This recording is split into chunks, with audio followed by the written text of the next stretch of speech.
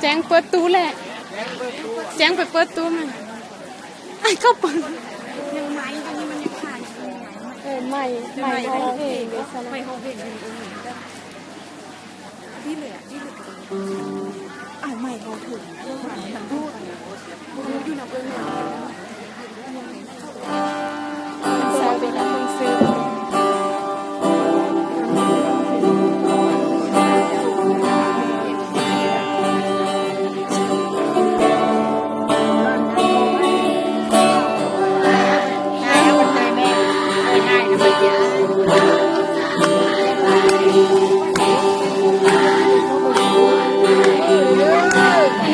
ถึงว่าเด้อ